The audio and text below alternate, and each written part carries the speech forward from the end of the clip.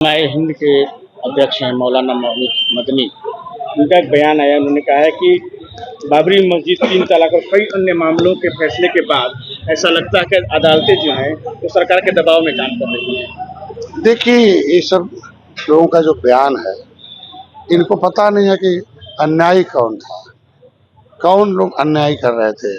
मुगल थे, अंग्रेज थे जिसको भगाया है। ये जितने बयान देंगे वो यहाँ के भारतीय संस्कृति के जो सचेतक हैं उनको चुनौती दे रहे हैं कि जो पाश्चात्य सभ्यता वाले हैं ये किस तरह से जितने बयान देंगे उतने यहाँ के भारत के हिंदुस्तान के लोग जागेंगे और सही सही ख्याल करते। ये सब बयान गलत है। उनका कहना है कि देश के संविधान ने हमें धार्मिक स्वतंत्रता का अधिकार दिया है, लेकिन धर्मांतरण के जरिए मौलिक अधिकारों को खत्म किया जा रहा है। हम कह रहे हैं आज के दिन में किस तरीके से जो पकड़े जा रहे हैं, आतंकवाद है, ये कहाँ लिखा है धर्म में भाई कि जो जो इस्लाम धर्म न मानो काफिर है। ये तो गलत है ना। इस तरीके से लोग जहर घोल के उनको गरीब बना रहे हैं। इन्हीं की वजह से आज के दिन में ये जालीदार टोपी वाले ही जो है इनकी वजह से फंस गए मुसलमान। उनकी वजह से वोट दे देते। सच्चर कमेटी की रिपोर्ट कहती है कि इनकी मुसलमानों की दशा SC/ST से करा। अब ये गरीब बनाते हैं और हम उन्हें अनाज मकान इलाज कराते हैं। यही अंत उनके भी बेटे डॉक्टर इंजीनियर बने, हमारी सरकार यही चाहती है। उनका एक और बयान आया है, उन्होंने कहा है कि मुर्दा कौम मुश्किलों से नहीं उलझती, वे आत्मसमर्पण कर देती है। उन्हें वंदे मातरम कहने को कहा जाएगा और वे तुरंत ऐसा करना शुरू कर देंगी। यही मुर्दा कौम की निशानी है। अगर यह जिंदा कौम है तो मनोबल बढ़ाना होगा और स्थिति का डटकर सामना करना होगा। ये भारत भारतीयों का है देश। अब शरीयत से नहीं चलता है देश, संविधान से चलता है। उस शरीयत की बात करते हैं और शरीयत खत्म हो गया भारत से। यहाँ संविधान लागू होगा और संविधान के हिसाब से ही उन्हें सम्मान है। अगर सम्मान लेना होगा तो संविधान की बात मानना होगा। सुरक्षा और समृद्धि चाहते हैं तो सुख चाहते हैं तो संविधान की बात। अब मुसलमान अगर दुख चाहता है तो इन सब चक्कर में फंसा और शरीयत की बात। पहले पहले लव जिहाद, थूक जिहाद जैसे शब्दों का इस्तेमाल मुसलमानों की आस्था का अपमान करने के लिए किया जाता है।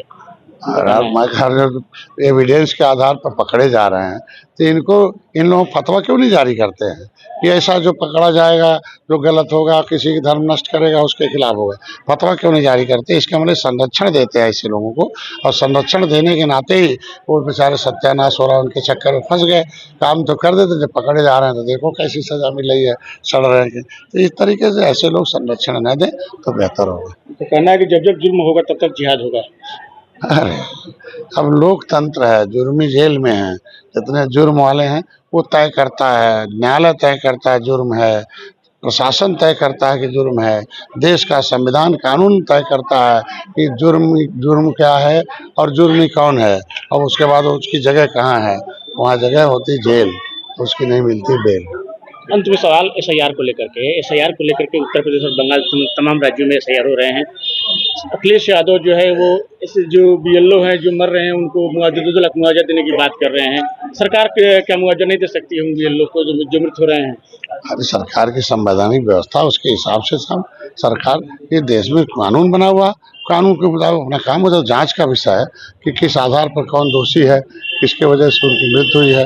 ये ऐसे हवा में कह देना तो दोष तो सिद्ध होता है। न्यायालय में कभी कभी देखो, निचली न्यायालय में दोष सिद्ध होता है, उच्च न्यायालय में जाने के बाद दोष मुक्त हो जाते हैं। और कुछ लोग यहाँ छूटे रहते हैं और उच्च न्यायालय में जाके फिर से दोष सिद्ध हो जाता है। तो ये तो न्यायालय का ट्रायल है, किसी कहने से कौन दोषी है कौन निर्दोष है ये थोड़ी होता है। जिस तरह से BLO की मौत हो रही है अत्यधिक प्रेशर के चलते, अखिलेश यादव जो हम कह रहे हैं छुट्टी लेने में, हम कह रहे हैं देश में व्यवस्था है, संवैधानिक व्यवस्था है। अगर अक्षम है तो हम कह रहे हैं सक्षम है, तभी तो हो रहा है आज के दिन में। ये तो काम करना ही पड़ेगा ना। एक BLO को 1200 वोट है, 1200 वोट है, 1200 वोट का मतलब कितना बताओ? एक घर में 5 वोट है, 5 को भाग दीजिए कितना हुआ? अब बताओ, 250 घर है, 250 घरों में फार्म भरना हमें। तो 250 घरों को अगर हम फार्म नहीं भरते, उसके लिए लेखपाल है और लोग भी साथ में हैं, तो ये ठीक है, तो राजनीतिकरण है। अगर कोई है छुट्टी देना चाहिए अधिकारी को। कोई अगर बीमार है तो उसको अवसर मिलना चाहिए।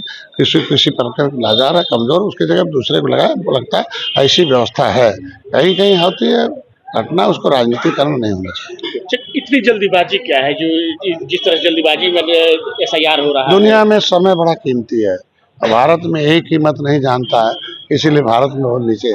मोदी और ये देश के लोग बुद्धिमान जब हो गए तो समय की कीमत समझने लगे और समय निर्धारित करके समय के हिसाब से काम करिए, आगे बढ़िए, ये नियम है।